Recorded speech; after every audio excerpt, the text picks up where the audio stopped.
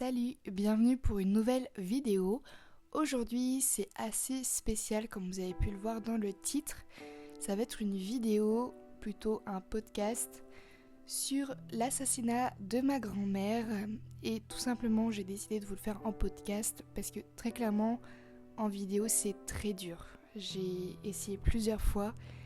À chaque fois je m'effondre en pleurs, c'est vraiment très dur. Même si cette histoire date d'il y a 12 ans, il y a plein de choses qui sont assez dures à voir en fait quand on se filme nous-mêmes. Donc voilà, j'ai décidé de vous en faire un podcast. Ça risque d'être peut-être un petit peu long, mais je sais que vous aimez pas quand je coupe mes vidéos, donc je vais la laisser en entière.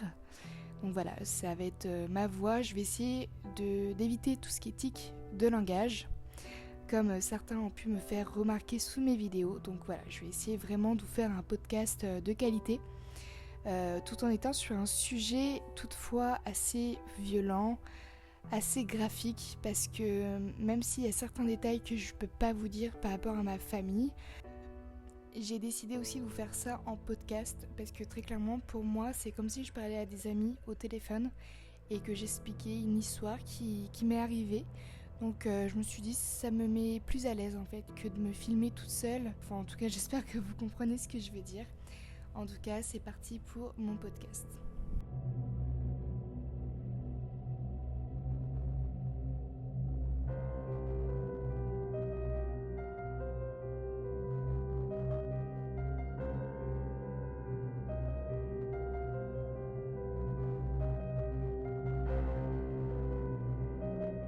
Ma grand-mère va rencontrer mon grand-père lors d'une cousinade.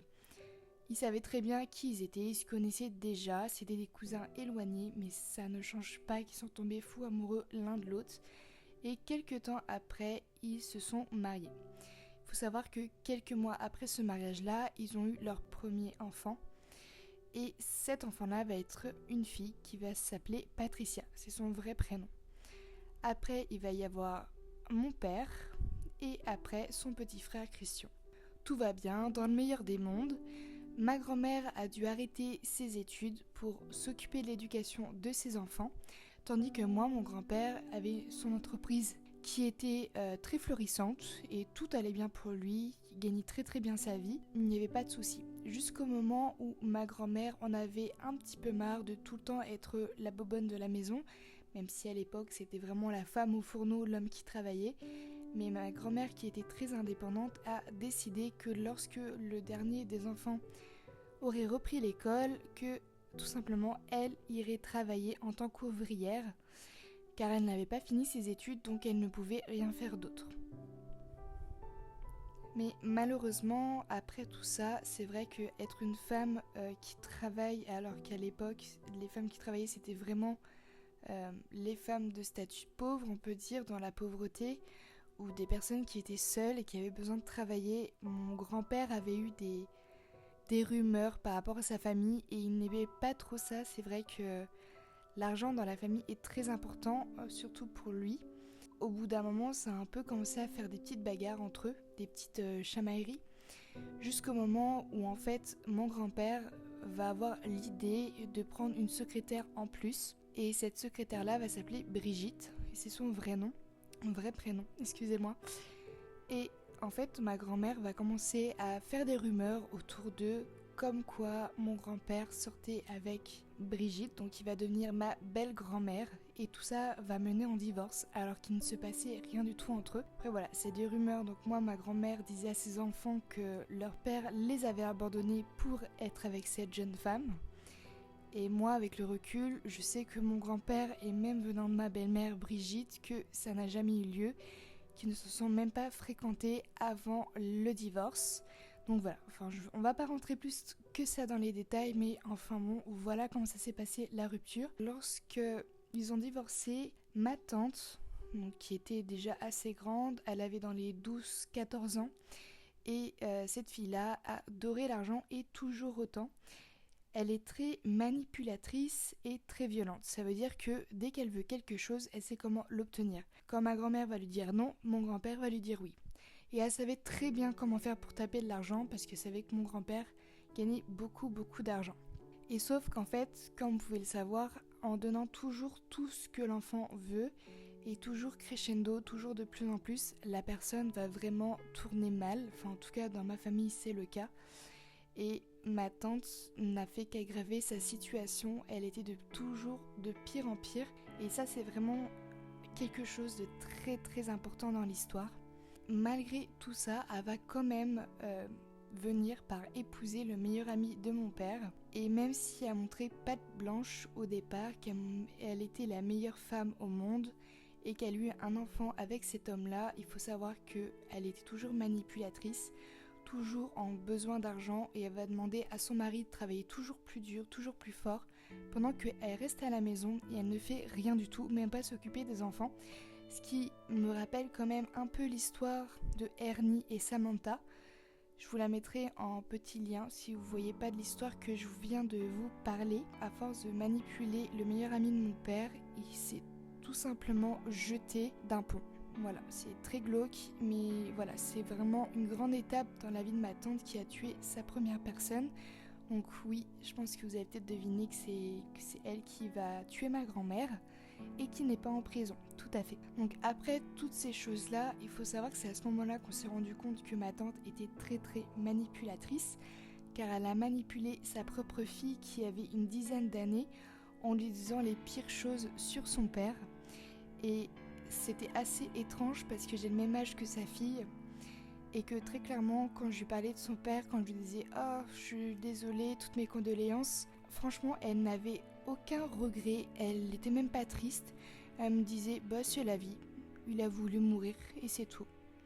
Et entendre ça d'une fille qui avait le même âge que moi alors que je suis hypersensible, ça m'a fait vraiment quelque chose. Même mon père d'avoir entendu ça sur son meilleur ami, ça l'a rendu très très triste. Donc on revient, donc des années plus tard, ma grand-mère a eu un autre conjoint, et avec celui-ci, elle a construit une maison dans les Pyrénées.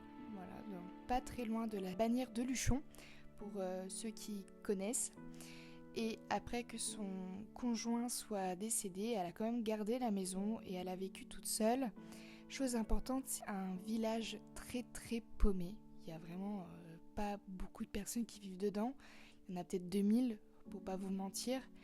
Et là où est située sa maison, en fait, c'est juste une route qui passe au pied de 2 montagnes. Donc vraiment, tout ça pour vous dire que comme elle était toute seule et très isolée, elle appelait tous les jours mon père pour lui demander comment ça allait, pour passer un peu de temps avec lui, parce que bon voilà, elle était toute seule.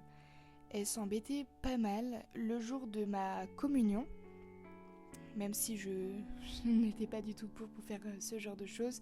Je voulais juste faire plaisir à mes parents, donc voilà, je suis partie à ma communion. Et juste avant de partir, évidemment, comme je suis tête en l'air, j'avais juste oublié un cahier où il y avait des prières dedans. Et en fait, au moment que je suis allée chercher ce que j'avais oublié, et en retournant à la maison, le téléphone a sonné, j'ai décroché le téléphone et c'était qui ? Ma grand-mère, qui avait très peur au téléphone, mais à force, je commençais juste à en avoir un peu marre.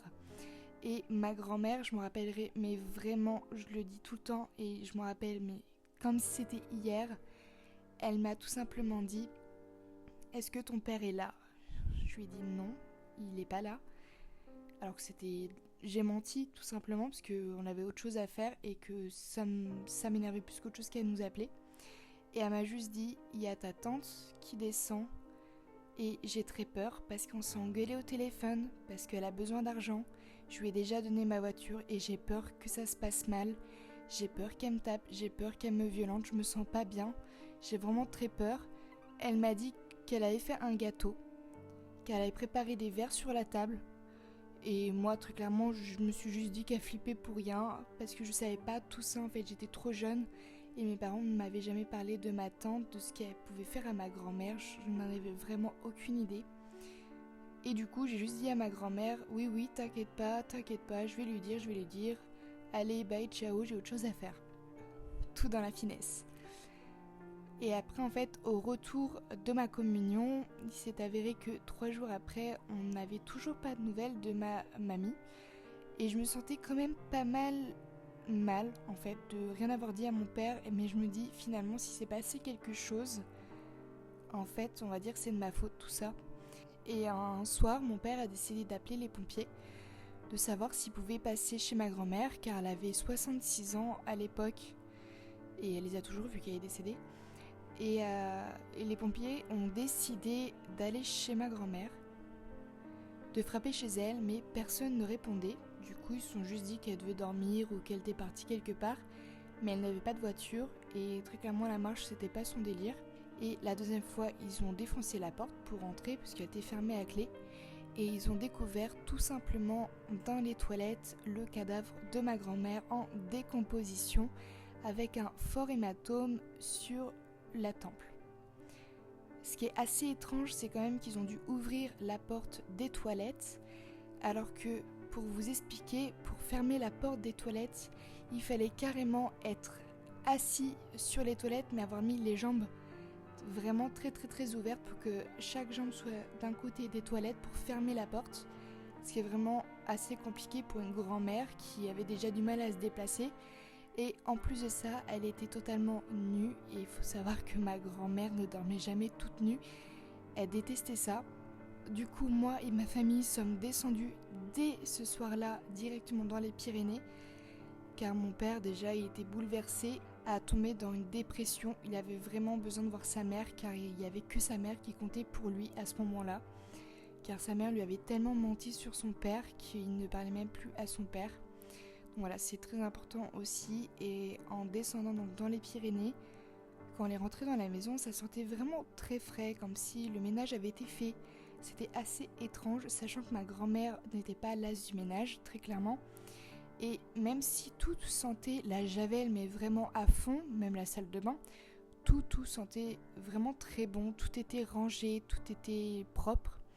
Sauf dans l'évier, il y avait 3 verres et des bols avec encore un gâteau qui était tout pas frais, mais encore un gâteau qu'on voyait qui n'avait pas été fait il y a très longtemps. Et c'est à ce moment-là que moi que j'ai tilté ce qui s'était passé, mais quand je m'en voulais énormément de rien avoir dit à mes parents, j'ai toujours rien dit.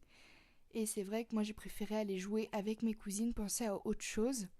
Et quand je jouais avec mes cousines, j'ai appris par la fille de ma tante qu'elles avaient pris un gîte pas très loin d'ici, et que justement, comme ils étaient partis dans la précipitation, elle n'avait pas pu avoir de brosse. Il faut savoir que eux, ils habitaient en Bretagne. Donc je me suis dit, comment déjà ils ont pu arriver avant nous? Et après, je me suis dit, mais en fait, ils ont pris un gîte, donc comment ils pouvaient savoir que ma grand-mère était décédée, alors que c'est mon père qui l'a appris, qui a prévenu tout le monde. Donc vraiment, ça, c'était très important. Et il y avait aussi des sacs poubelles, en fait, qui étaient dehors, prêt à être ramassé par les éboueurs, et j'ai vu un bout du cadre que j'avais offert à ma grand-mère quelques mois plus tôt, avec une photo de moi, de mon frère, de elle et de son ex-conjoint qui est décédé. Et j'avais trouvé ça étrange, mais je me suis dit peut-être qu'elle l'a cassé, mais c'est bizarre quand même parce que on s'amuse pas avec un cadre non plus. Et en cherchant partout dans la maison, je n'ai jamais retrouvé cette photo. Ce qui m'a aussi énormément interpellée, c'est que comme ma tante est très feignace, déteste aussi le ménage, déteste aider tout simplement. Et quand elle a demandé à quelqu'un de nettoyer justement la peau en décomposition des toilettes, ça a été la première simplement à se jeter sur l'occasion en disant « moi je vais le faire, je suis courageuse, je vais le faire ». C'était assez étrange, sachant que voilà, elle n'aime pas du tout faire ce genre de choses, elle déteste ça au plus haut point. Enfin bon, voilà, donc c'est vraiment plein de petits détails, mais quand on a 12 ans, je vous avoue que on a autre chose à penser, surtout quand on voit son père dépérir et devenir de plus en plus en dépression, d'avoir perdu sa mère. J'ai dû lui dire toute la vérité, donc je suis allée dans un coin de la maison de ma grand-mère et je lui ai expliqué tout ce que je savais. Et du coup, au départ, il me croyait pas trop, mais c'est vrai qu'il disait oui, c'est vrai qu'elle est spéciale, ma sœur. Dans un soupçon de me croire, en fait, il a tout simplement décidé d'aller voir s'il y avait toujours la réserve d'argent que ma grand-mère cachait. Parce que la maison n'a pas du tout été cambriolée et la boîte qui était très bien cachée à clé avait disparu et on sait très bien que dedans il y avait des dizaines de milliers d'euros. Et comme par hasard, cette boîte avait disparu. Et c'était pas une boîte qu'on pourrait soupçonner d'avoir de l'argent dedans, à part si la personne le savait très clairement. Et c'est vrai que après mon père aussi a tilté certaines choses. Mais malheureusement, comme ma tante est très douée, vu qu'elle a travaillé en pharmacie, elle a travaillé un peu partout, elle sait comment enlever les taches de sang, elle est très douée pour tout ce qui est comme ça. On n'a pas eu de preuves sur elle. Et c'est vrai que moi, à l'âge de 12 ans, je me posais des questions. Et c'est vrai que je suis allée retourner voir ma cousine et je lui ai posé des petites questions. Et juste en jouant, en tant qu'enfant, pas en tant qu'adulte, pas en tant que dis-moi la vérité. Et c'est là que je me suis dit, mais si elle était au gîte, qu'est-ce qu'elle a fait en fait avant? Et c'est là que j'ai entendu plein de petites informations. Et qu'une fois que tout le monde est reparti de la maison, il restait que moi, mon père et mon petit frère, car mes autres frères et ma mère, eux, ils étaient restés chez moi à la maison. Et en parlant avec mon père, on s'est rendu compte que tout menait à ma tante, que c'était elle qui avait assassiné ma grand-mère, tout simplement pour de l'argent. Et comme elle était violente, elle lui a tout simplement pris le cadre que j'avais offert à ma grand-mère, l'a cogné avec, et comme cette fois-ci c'était le coup de trop, ma grand-mère ne s'est jamais réveillée, et elle a tout simplement décidé de la poser sur les toilettes en faisant croire à une mort accidentelle, et que voilà, elle s'est cognée la tête, et que elle s'est décomposée avec la chaleur, avec tout ça. Et comme ma grand-mère a eu l'idée de mettre plein de trousseaux de clés de sa maison sur le porte-clés, ma tante a pris un des trousseaux de clés et a refermé la porte derrière elle. C'est pour ça qu'on a dû défoncer la porte et qu'il n'y avait pas de visite. Mais par contre, elle n'a pas pensé à faire la vaisselle, vu que c'était une grande feignasse et que elle est toujours, elle n'a pas pensé à faire la vaisselle et à cacher ces preuves-là qui sont vraiment incroyables, mais elle voulait surtout faire porter peut-être le chapeau à quelqu'un d'autre. Et c'est vrai que de ne pas l'avoir dit tout de suite à mon père, quelque part c'était assez douloureux de cacher tout ça. Et c'est vrai que moi, ma grand-mère m'a toujours dit des choses qu'elle ne disait pas aux autres enfants. Ma grand-mère m'avait dit, je parle à ta tante, je lui envoie de l'argent, mais tu le dis pas à ton père. Et c'est vraiment quelque chose aussi que j'ai rapporté à mon père, et avec toutes ces choses-là, tous ces soupçons-là, je savais en fait que c'était ma tante, mais il y a tellement de choses quand on a 12 ans que les enquêteurs vont pas nous croire, parce qu'ils vont croire que c'est la famille qui va nous manipuler pour qu'on porte attention sur quelqu'un de notre famille, que c'est très très compliqué et que justement un détective est sur l'enquête. Donc voilà, c'est pour ça que ça fait déjà 12 ans que l'histoire se continue quelque part parce qu'elle n'est pas en prison. Et c'est vraiment très très difficile, surtout pour moi, de savoir tout ce que je sais et de savoir cette personne toujours en liberté, faisant ce qu'elle veut et tout le temps en étant manipulatrice. Et comme je vous disais, comme tout le monde était parti, qu'il restait que moi, mon père et mon petit frère dans la maison, ce qui n'était pas très rassurant pour moi. Je croyais pas aux fantômes. Très clairement, à 12 ans, comme je vous ai dit, pour l'instant, je pensais pas à tout ça. Il n'y avait pas internet, la télé ne captait pas d'antenne, rien du tout. C'était vraiment avec des cassettes ou des DVD. Enfin, bref, voilà, c'était vraiment isolé, hein. Portable ne passait pas, c'était que filaire ou rien du tout.